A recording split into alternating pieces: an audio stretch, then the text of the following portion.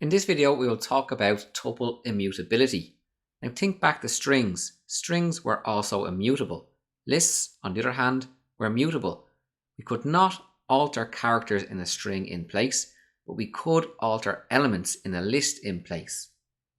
Just like strings, we cannot alter elements in a tuple in place. We would have to overwrite a variable in order to update a tuple.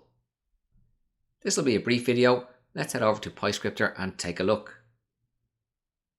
Tuples are immutable. This means that once a tuple is created, its elements cannot be modified, added, or removed. Now, that's not 100% true. If the tuple contains an element that is modifiable, that is mutable, we can update that element. Let's try some code and you'll see what I mean. We'll simply create a variable called myTuple.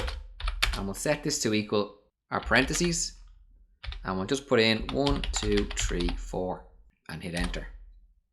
We know we can use an index to access individual elements. myTuple, and we can access the element at index 1, which is the second element, and we get 2. We saw with lists that we could reassign an element at an index. So we have myTuple at index 1, and we now want to set this to equal 5. We hit enter and we get a type error that a tuple object does not support item assignment. There's no possible way for us to alter the 4 integers that are in our tuple. The only way to do this would be to create a new tuple and assign it to the variable myTuple.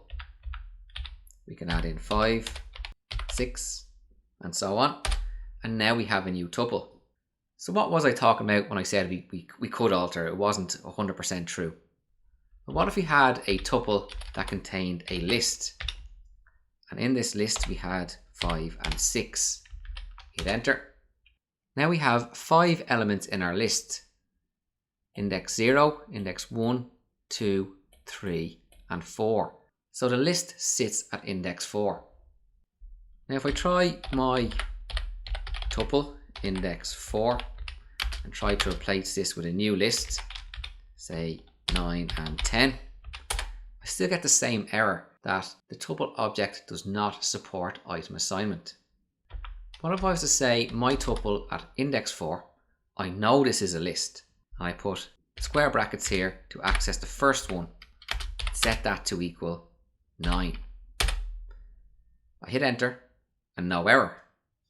Now when I call myTuple, the 5 has been changed to the 9. So although we can't alter an element with assignment, we can alter elements that are mutable within the tuple.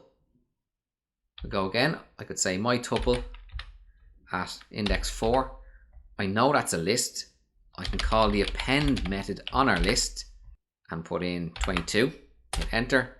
Now we'll call myTuple, and that has been appended to the list within the tuple. In this video, we had a look at tuple immutability. While you will often hear people say that a tuple is immutable, that the elements cannot be altered, this is not 100% true, as we saw in this video. If an element within a tuple is mutable, we can access that individual element and use the mutability of that element within the tuple to update the element.